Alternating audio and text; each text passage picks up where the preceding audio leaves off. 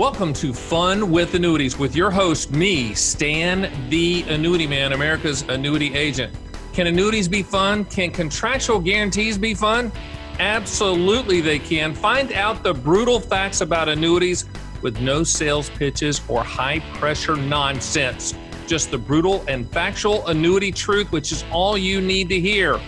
Let's have some fun with annuities, and let's have that fun start right now.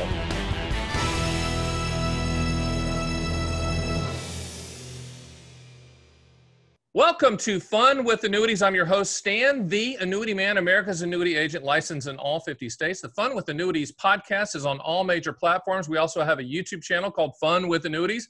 If you want to see me and the guest interacting and our facial expressions and just how darn attractive we are, that would be great. Now, as you know, what Fun with Annuities are saying is live in the reality, not the dream. So the people that I bring on are straight shooters. I mean, they are pros, and this isn't some sales pitch nonsense. This is informative. Let me introduce our guest. I synopsize his bio because otherwise we'd be here for half the show. So his name is Chuck Jaffe. He is the host of Money Life. You can find him at moneylifeshow.com. And once again, we'll have his information on my site permanently so you can access him and listen to his podcast. His show is one of the best in the country, in my opinion. He's a veteran financial journalist, and he's nationally syndicated as a financial columnist. He started Money Life actually in 2012 and has done, you sit down for this one, roughly 1,000 interviews per year on his show ever since. That's a lot. He spent 14 years as a columnist at Market Watch. This is where I kind of found him. I was doing some work for Market Watch as well. And he spent nearly a decade as the personal finance and mutual funds columnist at the Boston Globe. You've already obviously heard of that. The original Money Life show was hosted on WBIX AM 1060 in Boston. If you've been in Boston, you've heard of that. And that started in the early 2000s. He's a prolific writer. He's authored 3 books. One was called Getting Started and Finding a Financial Advisor. The other one, The Right Way to Hire Financial Help. And then Chuck Jaffe's Lifetime Guide to Mutual Funds. He could write more, but he's too busy. But he knows a lot. He's forgotten more than most people ever know. He writes regularly for the Wall Street Journal and for other business publications. You're probably familiar with his name, Chuck Jaffe. When I said it, you probably slapped your head and went, oh, yeah, I know that guy.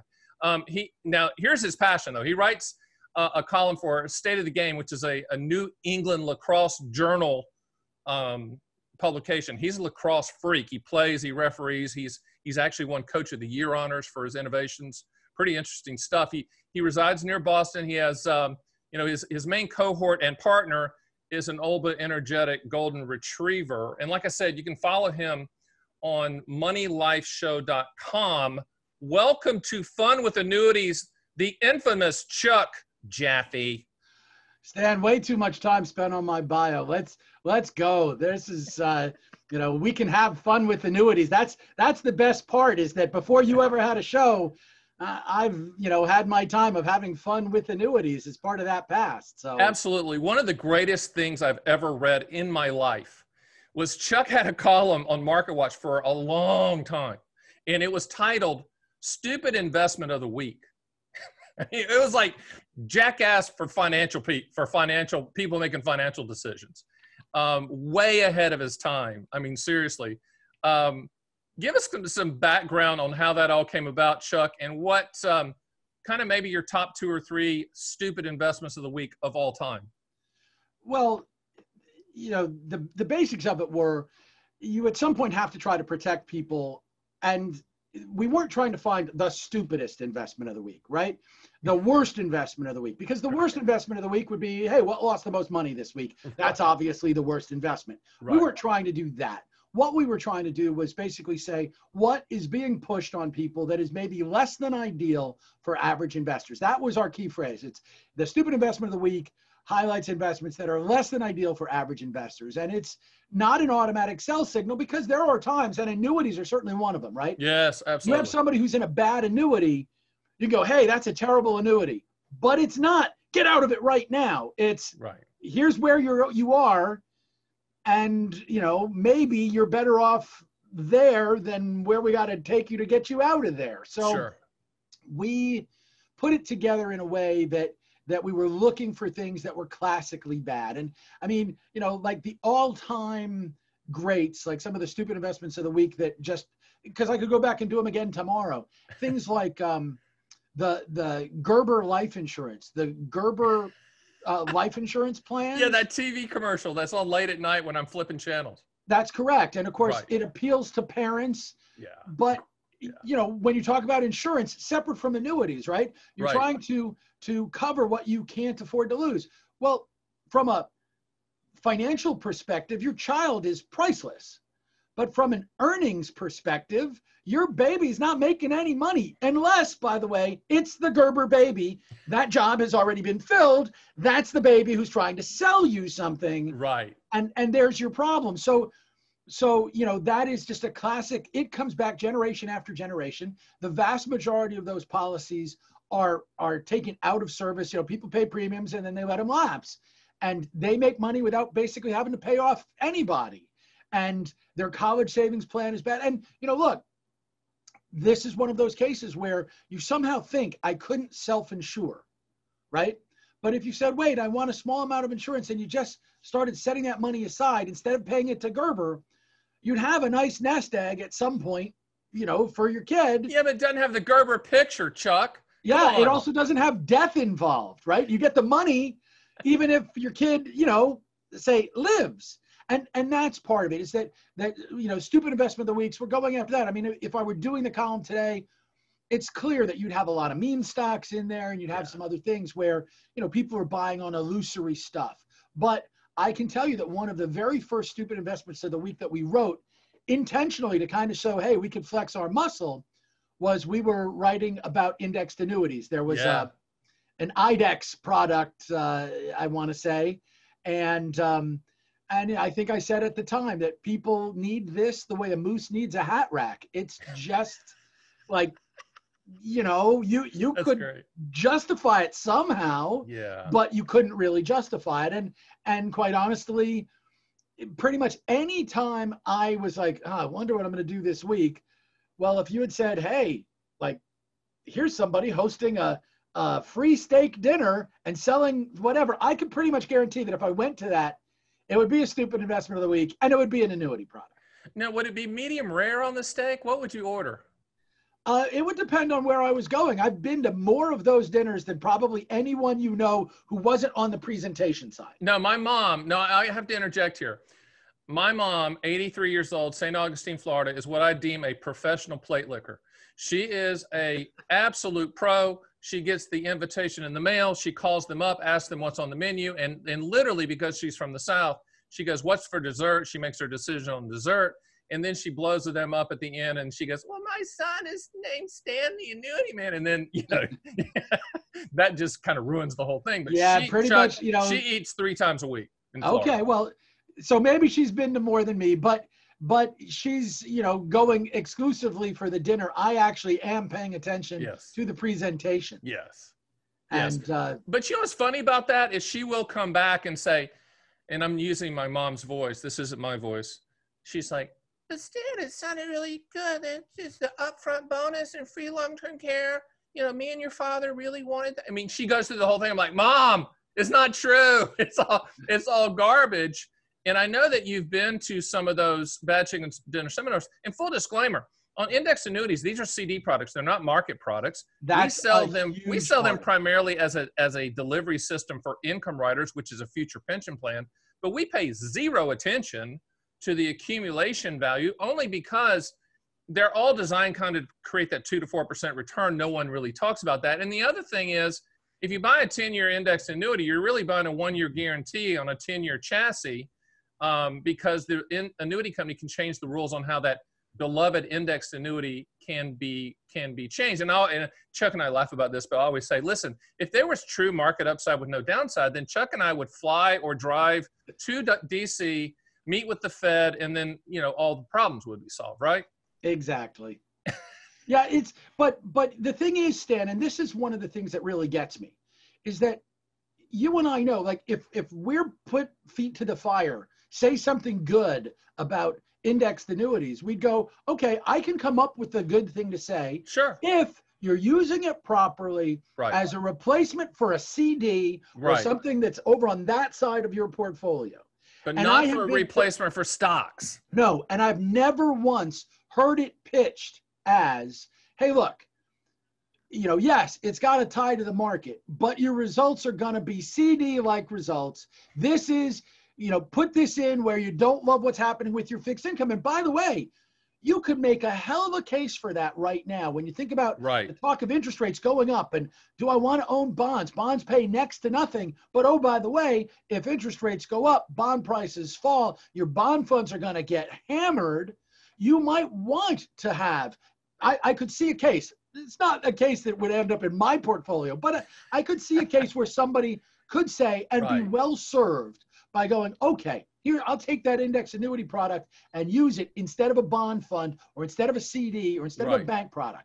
Makes complete sense. Not once have I heard it pitched that way. It is always pitched as, aren't you afraid of what's going to happen when the stock market goes down? It's a fear thing. You know that. And you know, Chuck, I tell the truth about index annuities and written a book on it. People can go to my site and get my books for free.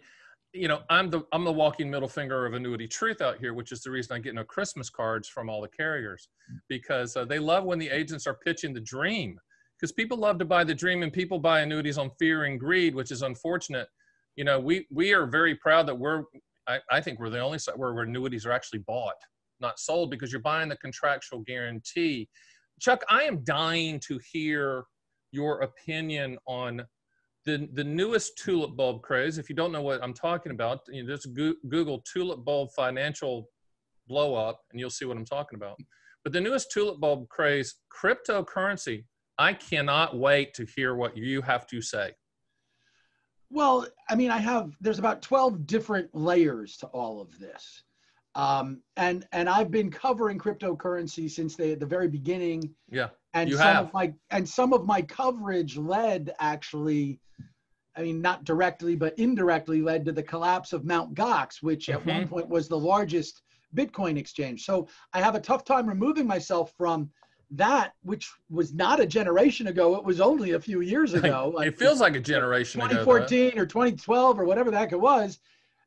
Moving myself from that to what we have now, where I'm not as worried about the platforms and I'm not seeing the goofy things. But, you know, I think when you look at crypto, I mean, for starters, we still haven't figured out, is it an asset class or is it a currency, right? When you look, the reason that you don't have cryptocurrency funds, although they're getting closer to it, right? But you can't, you know, you can buy a physical gold fund, which is a fund that invests in gold, physical gold. But you can't have a physical Bitcoin fund because there's no such thing as physical Bitcoin, right? My favorite story about that, I wish I could find it on my desk.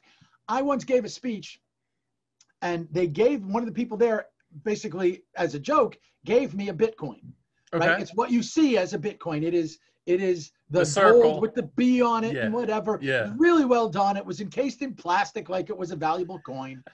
And I came home, and when I got home, I stopped at the grocery store on the way. And I live in a town with a lot of money managers, and bumped into two friends who happen to be money managers. And one of them says, oh, you know, what's going on? Oh, I gave the speech this morning and whatever. I go, oh, by the way, I got paid in Bitcoin. And I hold this thing up, right? And it is a genuine fake Bitcoin.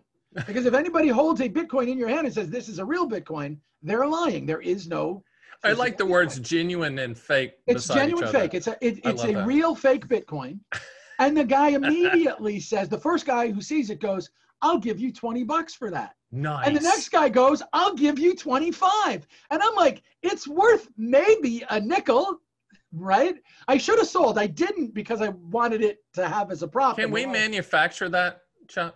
Well, somebody already is. I think we just have to buy it from, like, somebody's making that stuff.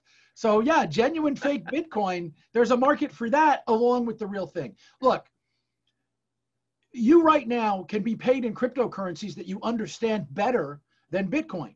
Right. For example, if you said, hey, Chuck, you owe me $100, and I said, hey, Stan, would you take an Amazon gift card? You might say yes, because, hey, if you need it, it's got $100 worth of value, right? Right. So an Amazon gift card can be cryptocurrency. And any gift card technically is cryptocurrency. The difference between an Amazon gift card and a Bitcoin is you can actually spend an Amazon gift card. You're going to have a hell of a time finding a place that takes Bitcoin. There are some, but imagine going to Thelonious Monkfish, a restaurant in Cambridge, Massachusetts. Let's stop for a second. Thelonious Monk, one of the great jazz musicians of all time. Very nice segue, Chuck. Well, so a restaurant named Thelonious Monkfish. Beautiful. I now know where you're going the next time you come to Boston. I need the T-shirt before that, double extra large. That's probably fantastic. going. All right, give me this. Give me the story. You got me. I got sidetracked. They I don't know if they're still doing it, but early on in Bitcoin, they said we will take Bitcoin as payment. And one of the first Bitcoin ATMs, if you will, was at South Station.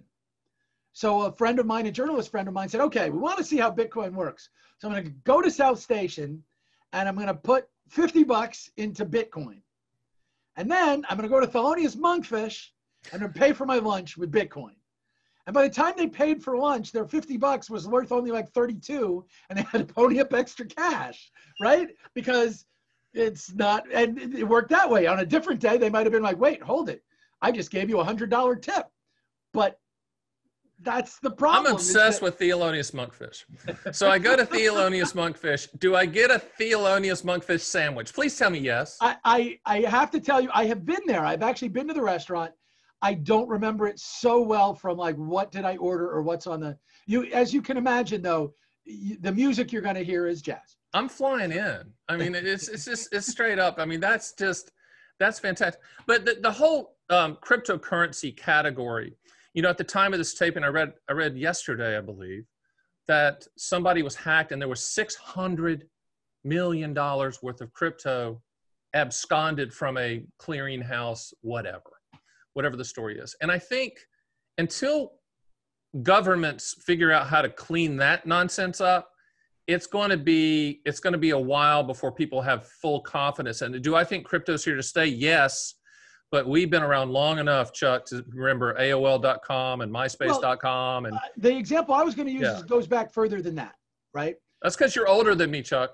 It may be, but the example that I want to use, that I use all the time, I'll just point out that when I was a young reporter, among the things that I had to cover were technology. And it was the start of the personal computer age. Right. So everything that I've got here in front of me, and if you could see my setup, I got multiple 27-inch monitors and 2 screens and all this other stuff going.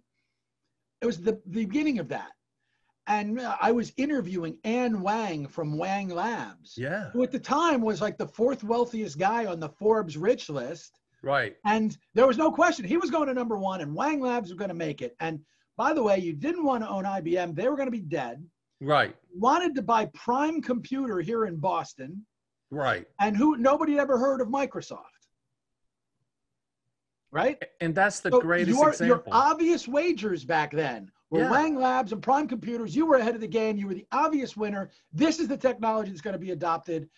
Apple was in bankruptcy at that point and whatever else. Nothing's going to make it but these guys. And of course, those companies are gone. They've been gone for decades. And if you were lucky enough to do what I did, which is buy a couple of Microsoft shares when Microsoft said, "Hey, we're going to start paying a dividend." Right. Well, I can tell you that my problem is that I have too much Microsoft just because it's grown so much from that day. It's a nice problem to have. It's a first world problem, but it was not going to be the winner. And I waited until, okay, now you understand what you're getting.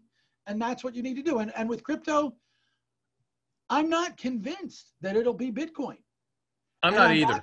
I think if you think about what's possible and you say, could we have Facebook coin?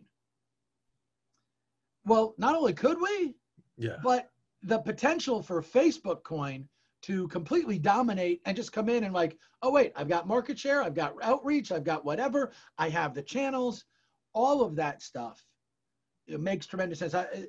One of the things that happens here in Boston, the big giant financial company is Fidelity. Sure. And Fidelity is a family-owned business. It's the Johnson family. And it's always been, who would buy Fidelity? Who's big enough to buy Fidelity? And everybody would look and go, it's going to be the one of the big banks or what have you. Amazon. Well, Microsoft is my money. I have a friend. Oh, you got money on Microsoft. And I have money on Microsoft. My money's been and that's in part because I was in Seattle at one point doing some business, took a fund manager out to dinner, and in the private room of the restaurant we had was Bill Gates' dad, and two incredibly high up at Fidelity kind of guys. And I'm like, they're just talking about what Microsoft doesn't have, which is the financial arm to then bring everything together. So, you know, if you're going to do that and you're Microsoft, you could buy everybody. So my money's been that it would be, and look, and I haven't written about that in years, but the fact it's time to write about that, Chuck. No, I don't think so until you get to a point where that's going to wind up affecting people. And I don't think the Johnson family is going anyplace. Ned Johnson is still alive, and it's safe for the next generation. It's the generation after that. And well, and Apple has a relationship with Goldman Sachs. You know, I mean, you could see it. You could see it being Apple. You could see it being Amazon. There could be other players at this point. But if you're going to create an operation that large, why wouldn't you have? You know, why isn't Amazon, especially as we more commoditize financial services, which is, you know, bringing us back to annuities, one of the interesting things, because as I've always said, and you've already said on the show, annuities are sold. Nobody wakes up in the morning. Like I woke up the other day and I said, oh, wait, today is the day I've got to consolidate something in my portfolio. I've got a spin-off stock that I got that I'm not going to put in enough money to make it a regular position in my portfolio. So I want to sell it. Right? So I woke up in the morning thinking, hey, among the things I got to do today, I got to sell that stock. But nobody wakes up in the morning and goes, okay, after breakfast, I'm going to go to the gym. I'm going to stop at the grocery store, buy some eggs and a little bit of milk, and then I'll buy an annuity. Yeah, but I got to push back just a little bit there. I think you're right. I agree with you on principle. But with the demographic tidal wave of 10,000 baby boomers hitting the age of 65 every day, they're not waking up saying, you know what, I really need to buy an annuity. But they are waking up saying, this market scares me, or I need more lifetime income because it's a pensionless world that we live in, or I want to protect principal. And if they're saying lifetime income and protect principal, then the annuity category, which there's more than just one annuity type, does fit. Now, I blame in full the annuity industry for lack of education and a consistent, simplistic message. Now, I'm the only one out here that just keeps pounding the table of contractual guarantees only, transfer of risk, contractual, and these are commodities, shop all carriers. I understand why the annuity industry isn't doing that, but they're doing it at their own demise. Instead of $300 billion worth of annuity sold every year, with the amount of baby boomers retiring and reaching retirement age, it should be $1 trillion industry without question. Now, their stupidity has made me wealthy because I'm the only one out here not selling dreams, I'm selling contractual realities. But I do think more and more people are waking up going, wait a minute, I need something in addition to Social Security. I agree with that. There's no question that is the right way to look at it. But it still is that point of it has to be sold. You have to find a way to do it. And although you can make it much simpler, you know, you now can get everything you want on your finances basically at the touch of a button. You haven't seen it happen yet with the annuity world. Well, and as you know, I'm the only one out here that has, you know, legitimate online calculators and legitimate 24/7 stuff without sales pitches, but there needs to be more than just me. Well, and Stan, the fact is that I don't know that you can get there until somebody can also say, wait, how can I do this myself? Agreed. And we're not there yet. So let's get back to that. Let's get back to that indexed annuity thing, right? The indexed annuity that they're pitching. If you said, hey, I want to reach a certain age and I want to get there with $1 million as my nest egg, or $500,000. So you're 60 years old right now. You've got whatever you've amassed in assets. You say, I need to know that I'm going to have $1 million when I get to be 75. You could buy 0 coupon bonds, basically to pay you nothing, that mature value. So you're going to get your $1 million at 75. It's going to cost you, I don't know, $500,000 right now, et cetera. Well, that guarantees that when you get that age, you got that money. You could take the rest of your money at that point and invest it in the stock market. You will have a homemade indexed annuity. You will do dramatically better than what the indexed annuity product would do for you. I agree with that. And you will do that even if the market tanks for the whole time that you're doing it. and the market is down. So you can do this on your own, but nobody really talks about it. And because they don't talk about it, they don't go, wait, hold it. How would I make this happen? What are you actually offering me? And they get into all the other sorts of things. And then it's the salesman-ish, get this discount, get this bonus, get this whatever, get this rider. And I tell people all the time, upfront bonuses is candy for the stupid. If you're believing that there's a philanthropist at an annuity company, you're the rube at the table, as they say in Las Vegas. I do think that the indexed annuity space, that product is sold. And we've done research on our site because everything's direct. You can run quotes, you can do all that stuff. The only thing, the annuity, just for people out there to understand the annuity industry, and the reason that my site's put together the way it is eventually they're going to say that there's going to be a law that says you can buy them direct. We're set up for that now if they ever flip that switch. But at this point, they're not, you have to talk to a licensed agent before that happens. And of course, that's me. But the point is, it's not a direct-to-consumer model yet, but we're right there waiting on that time. I think we're probably 5 to 7 years away, Chuck, just because of the lack of education. I do think that the immediate annuity, deferred income annuity, qualified longevity annuity contract, MIGA, fixed-rate annuities, those are primed right now for people to buy direct if the annuity industry deemed appropriate, which should tell the consumer all they need to know. When you can explain it to a 9-year-old, then you should probably buy it. Because the indexed annuity problem is nobody can explain it. I get calls every day. Well, I bought this indexed annuity. I'm like, well, explain it to me. Well, I mean, they run into the brick wall. They give me the 30,000-foot sales pitch that they heard at the Bad Chicken Dinner seminar, and they talk about upfront bonuses and all this nonsense. It's disgusting, and it makes me mad because I think the annuity industry is hurting themselves with this. Well, I will point out that the financial world does no favors when we try to make cases that, you find out in the fine print that things are wrong, right? If people can be scared enough in the market. I mean, the interesting thing, let's go back to 2019, pre-pandemic, right? Mm-hmm. The market was really sluggish at the end of 2018. The market took enough of a hit at the end of 2018 that a funny thing happened. We started seeing a ton of annuities. You want to know how bad it was? Go back and ask for the Super Bowl ads for 2019. There was at least one, and if not two, annuity companies that bought ads for the Super Bowl.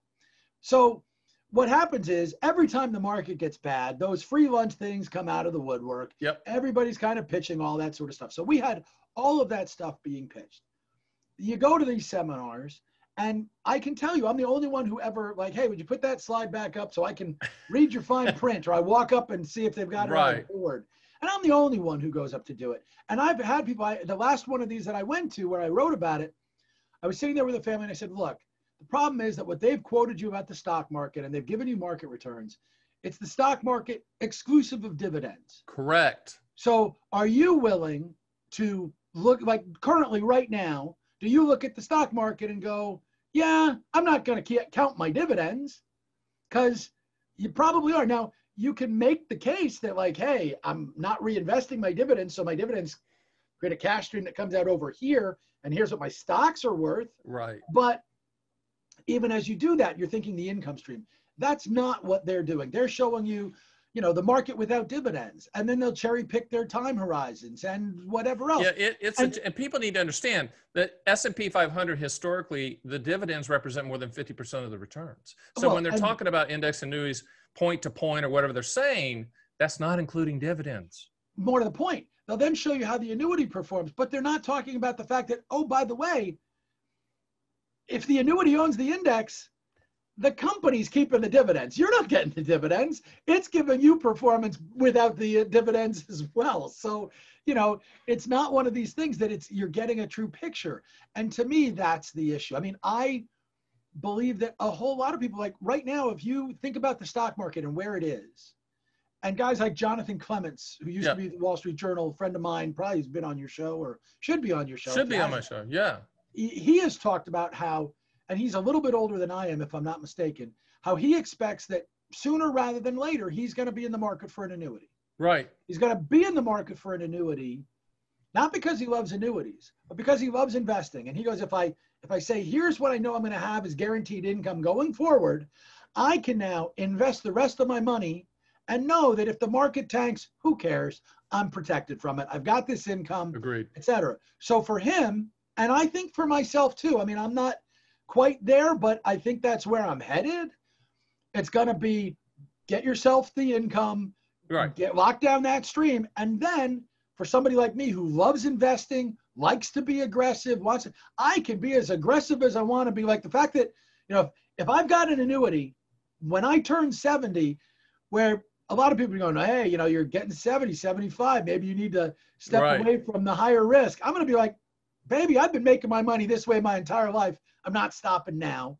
And oh, by the way, if I'm wrong, I've got the annuity to backstop me. And you just put that income floor in place. You're right. You're right about that. You put the income floor in place. I always tell people you'll be a better investor if you have the income floor in place. What is that? Your pension, if you're so fortunate, a lifetime income stream annuity, the other lifetime income stream annuity you already own called Social Security, which pretty much wipes out all the people that say I hate all annuities because they already have Social Security. I want to ask you also about current interest rate environment, inflation, and what you and your experts that you have on your show are saying about that, because no one has the perfect answer.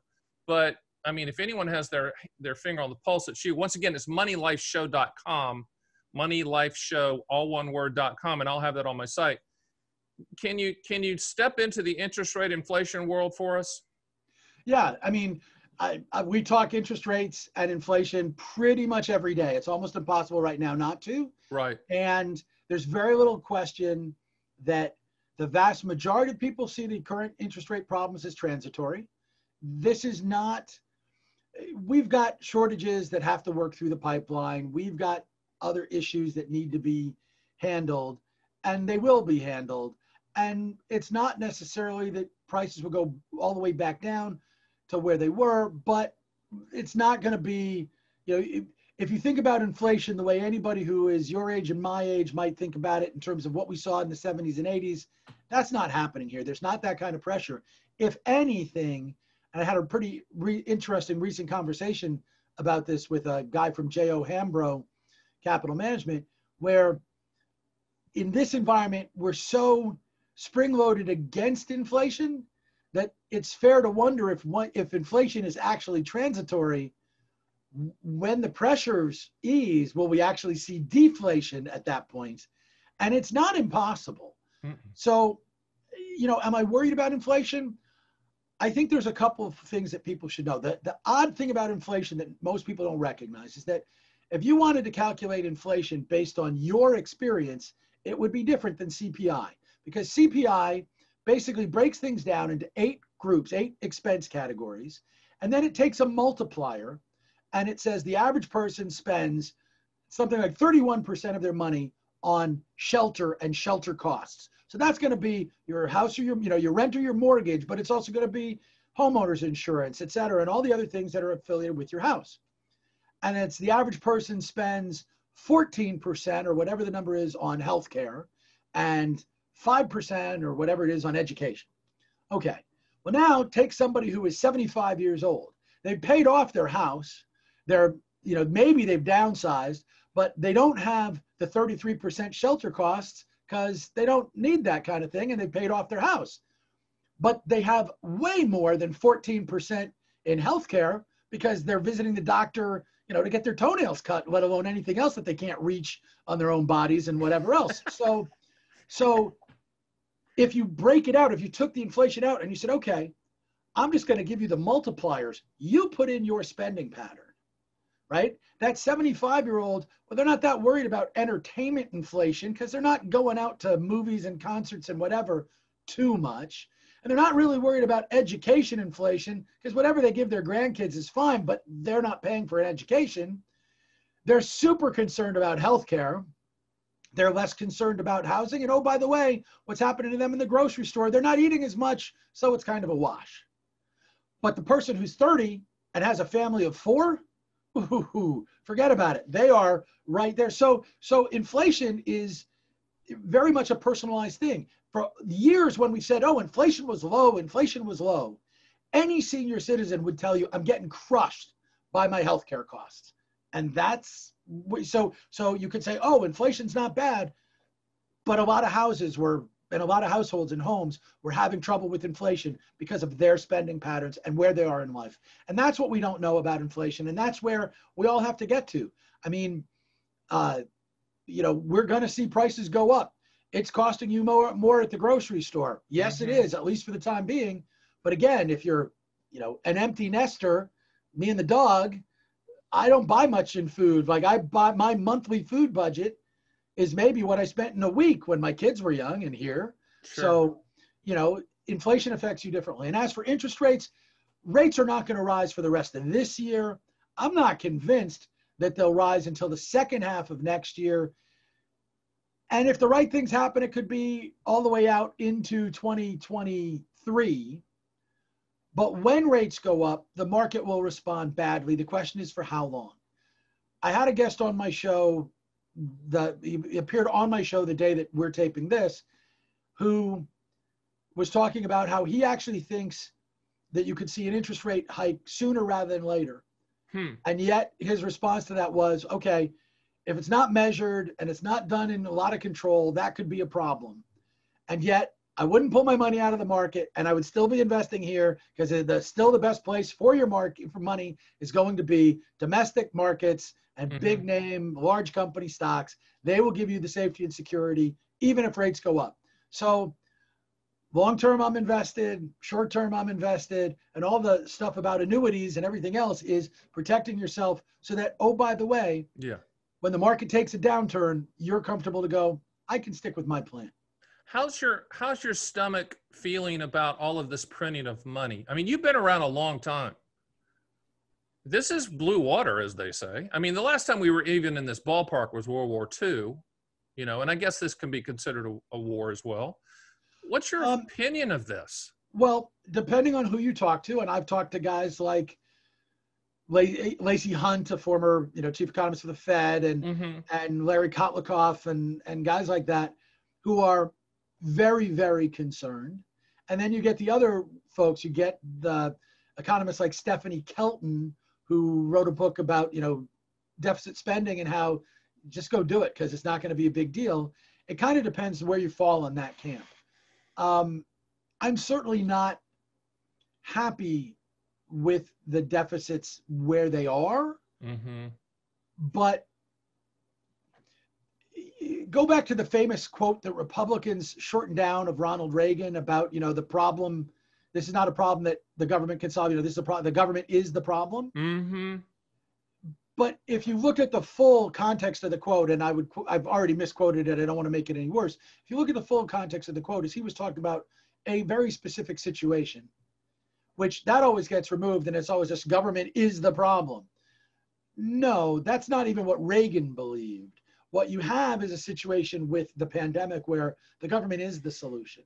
We absolutely needed what was done. It absolutely needed to be done. And I'll point out, and this is without getting political, look, I'd be totally in favor of whatever tax cuts you could pass my way. Like, sure, you're going to offer them to me, I'm going to take them.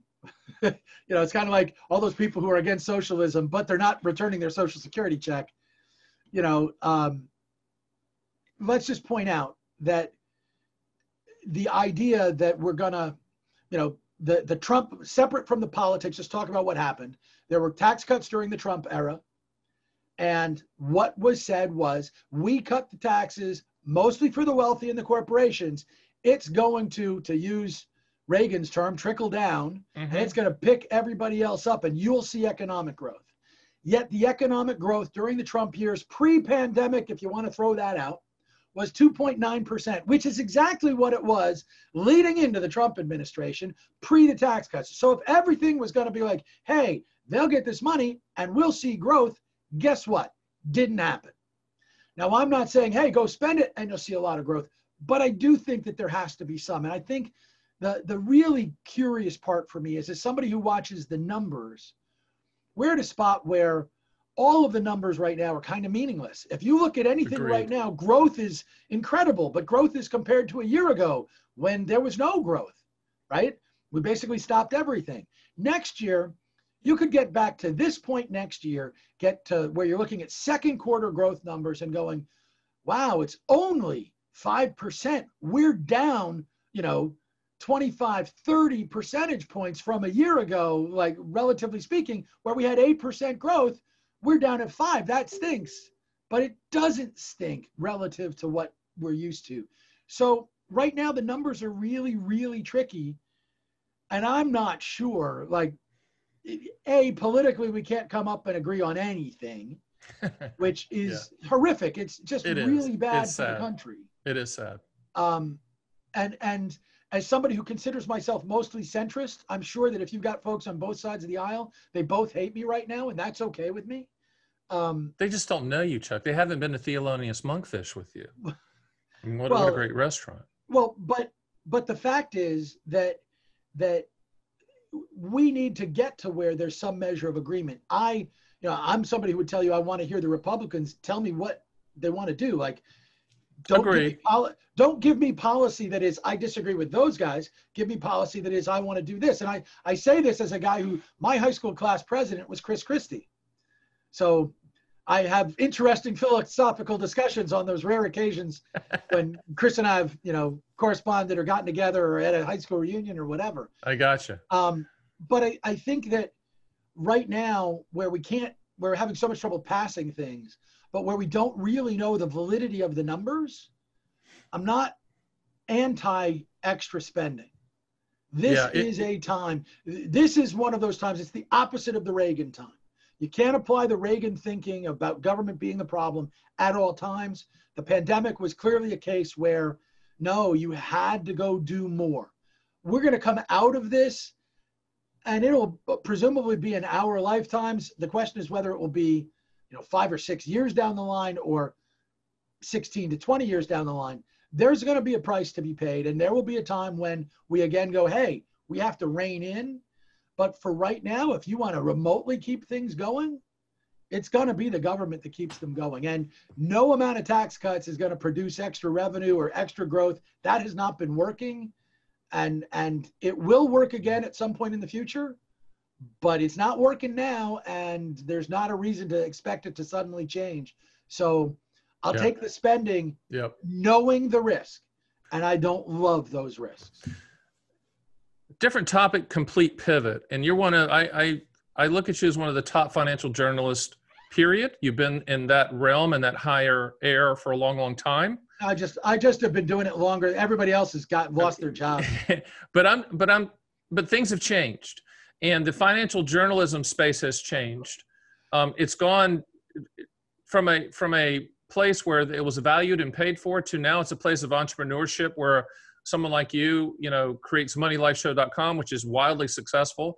But if you didn't have that entrepreneurial flair in you, you'd probably be a manager at some other place. You just are smart and entrepreneurial. I love the fact that you believe Money Life Show is wildly successful. But I do because I listen to it and I love it. We're not wildly successful because we're holding to old school journalistic values.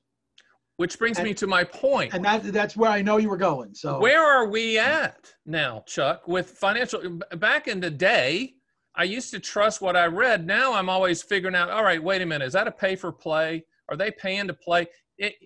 Explain where we're at and what people need to be aware of and what to look out for, because there's a lot of hidden agendas out there. Well, there are, but of course, people also want to ascribe agendas where none exist. This is one of those cases of, just because you're not paranoid doesn't mean they're not out to get you, but both sides are there. Like, it was funny when I worked for MarketWatch. MarketWatch was part of Dow Jones, which is part of Fox. And so if you didn't like what I was writing, you attacked me and said, of course he works for, CBS MarketWatch, which it wasn't anymore at that point. Right. And no ties to CBS. And we were owned by Fox. And yet I wasn't getting credit for being on that. I think at times it's the biases that people bring. You mentioned in lacrosse, I officiate games, right? If you truly want to talk about a referee, like if I make a call and there's a fan on the side and they agree, they're like, good call, ref, good call. I know that they're only saying good call because it went their way, right? Mm-hmm. I don't care if they say, like, if you actually wanted to cheer for the referee, what you do is you'd go, call ref, call. Don't put good or bad in it, because it's not good or bad. It's, I made a call, I saw it, I had to call it. And we've gotten to where we view journalism with that idea of, if you agree with me, I want confirmation bias. If you disagree with me, you know, then you're going against me and you're crazy. And that's a problem. And the news media itself, it's very tough to figure out who's out there and who's independent and where they're coming from. It's also, let me point out, super hard to figure out where the journalists are coming from. I will point out that I'm involved, I'm not only a past president of like the largest group of business journalists in the country, but I'm a member of this group of bloggers and podcasters, et cetera, which includes some folks like me with a serious journalism background. And it includes some folks who, you know, said, damn, this saving money thing is hard. I want to tell my friends and neighbors what I'm doing. And then they started a blog, and then they said, hey, as long as I don't put this effort in, Right. I want to make some money with it, right? So you'll see things in this group where somebody's writing for a respected publication. I will not name the names, but trust me, places you know and you expect higher quality journalism. And they'll, look, I'm looking for an expert on getting out of debt. And if you could help me, whatever. And they'll like leave a Google Doc. And all these people will go and write them quotes. But they're not doing an interview. As you and I know, when you and I talk, there are times where we're going down one path and suddenly a comment is made and we go in a different direction. And I've had times where you've been a source for me on stories, and I've been assuming when I come to the fork in the road, my column's going in one direction. And you have basically, because we're having the conversation, convinced me that if I go in that direction, I'm missing the story. I need to go in the other direction. Right. You have to have those conversations. Well, they're not only not having those conversations, you're basically finding whatever fits, like, oh, let me find something that fits. But then if you do the background check on who's doing it, sure, these are people who got out of, oh, I had $40,000 in credit card debt and I got myself out. I had to see. That doesn't actually make them expert in getting out of debt. It makes them experienced. By the way, they're equally expert at how to screw up your finances and get into $60,000 of credit card debt. Yet they're not raising their hand to go like, hey, that was me, right? So the result of this is that it's bad on all levels. The quality of journalism is significantly down. Totally agree. The audience is expecting certain things. And then you have those sides that say, what can I say? What can't I say? I mean, I can tell you, I used to do regular hits on radio for example, Stupid Investment of the Week. I had a guy in Boston who I was appearing pretty much every week until, by the way, it was, I think, an annuity product that I made Stupid Investment of the Week. And oh, by the way, he was selling that annuity. His team had recommended that annuity. Okay, I'm not saying, like, we didn't say it was wrong for everybody. Right. And I was never invited back on the show after that. Like, we did the one thing, and I was never invited back after that. Okay, well, then you don't want truth. You don't want discussion. And that's a huge part of it. People have an idea of what balance is supposed to be. Look, I'm a columnist. I have no responsibility to be balanced. Right. I'm dumb if I don't try to make it balanced. And I'm really dumb if I don't try to make sure that you know the efforts that I went to include balance or talk to both sides or do whatever. But ultimately, I am allowed to come to my conclusions. Reporters, well, we would be a lot better off if we could get away from reporters offering their opinions in places that are not clearly marked as, this is my opinion. No, in other words, I totally agree. In the 1980s, when I worked at the St. Petersburg Times, I was a business writer. We did have this thing called a reporter's notebook column, where you could basically talk about like what you had that didn't fit into any of your other work. But you weren't really allowed to go out and kind of say, well, I think X, Y, and Z are going to happen, and you should. And now reporters do that. And they do that because we got a 24-hour news cycle, right, and a lot to fill, and expertise is not valued, and real expertise is hard to prove. And if I can sound better than you or whatever, maybe I'll get those hits. So, you know, for us, we on Money Life, for example, we've turned away a number of advertisers where, nope, I'm sorry. If you wanted to advertise on my show, it would be allowed. But if you want me as the host to read your ad and say, well, hey, make sure you talk to my friends at No, I don't have any friends in the financial services world. Like, Stan, I love you. But oh, by the way, if tomorrow you have a problem with regulators or whatever, it'll be me that's hoisting you up the flagpole. Absolutely. And I'd want you to be a pretty big flagpole since I'm 6'6". But hey, just to close something out, we've had it. This has been great. I want you back on, obviously. Kind of words of wisdom for the people listening to this are either people that are thinking about retirement, getting ready to retire, have retired, been retired for a long, long time. And then all the other stragglers, as they say. We're at all-time high on markets. Interest rates are at all-time low. Debt's at all-time high. Political hate. What do you tell people right here, Chuck? Focus inward. Right now, especially for the audience that you described, we were talking about retirees and pre-retirees. I can tell you, I've been doing some of this myself. Start to look at your portfolio and go, what would reduce my stress? So if your portfolio is more a collection than a portfolio, right? That's a great way to you have it. These things that you bought 20 years ago. Like I've told this story before that, at some point in the 1980s, I had a couple $100 extra bucks. This was before we had discount brokers and we could do everything. So I called my broker, who would give me a discount in those days, and I bought like $400 worth of stock in Gap, right? Gap stores. Yeah. Yeah, and it went from like $400. Oh, at some point it was probably worth $6,000. Mm-hmm. But it was under $5,000. And Sure. I would look at it, and every year I would look at it and go, well, I don't want to sell this because basically it's all big taxable gain. Like, congratulations, you're up from 400 to 4,800. You've got a 12 bagger, even if it took you a long time to get there. But oh, by the way, 4,400 of that is taxable. That's almost $1,000 going to uncle. Sam is not my favorite guy to get my money. So for the longest time, I kind of said, well, I wouldn't buy more, but I'm not getting rid of it because I don't want to pay the capital gains. And then I came into my own portfolio and I said, look, I'm now going to have a rule that basically says, if I don't like it enough to make it at least 1% of my holdings, I don't like it enough to own it. Nice. So then you take a look in that lens, and I don't care what the capital gains are because, oh, by the way, how much money could it really be if it's only 1% of it's not even 1% of my portfolio, right? Okay, you got some taxes, but the easiest way to avoid taxes is to lose money. I'd rather owe taxes and make money. So I went through and, I can't justify buying more. I would never buy that stock today. It has to go.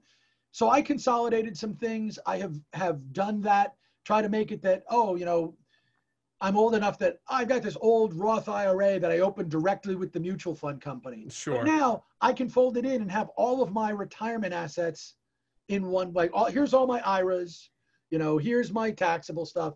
Consolidate and do things that give you better control.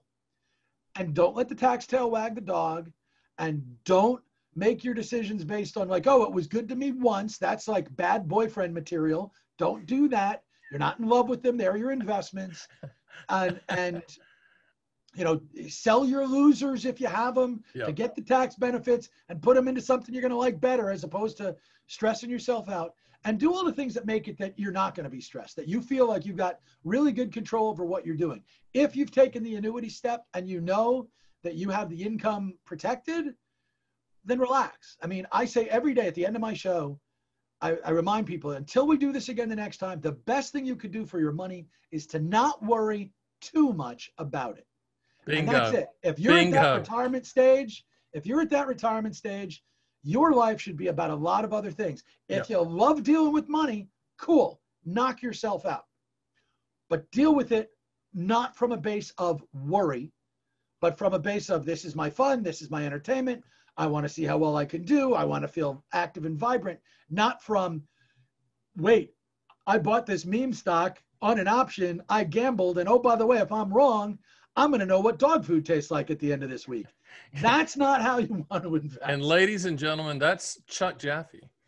Go to moneylifeshow.com, moneylifeshow.com. We're going to have a page on my site just for Chuck, because he deserves it. And he's certainly going to be a guest on this show again. But I appreciate everyone for joining us on the #1 annuity podcast on the planet that sometimes talks about annuities and sometimes we don't. I'm your host, Stan, the Annuity Man, and I will see you next week.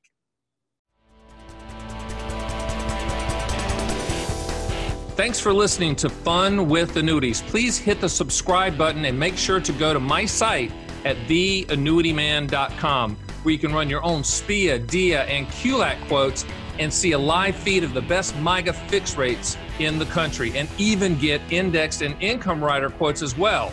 You can also sign up for my 6 Annuity Owner's Manual books, and I'll ship them for free and under no obligation. I also encourage you to schedule a one-on-one call with me, Stan the Annuity Man, so we can have a full discussion of your specific situation. It will be the best brutally factual and truthful advice you will ever get, and that's one guarantee you should definitely take advantage of. So join me next time for the #1 annuity podcast on the planet, Fun with Annuities.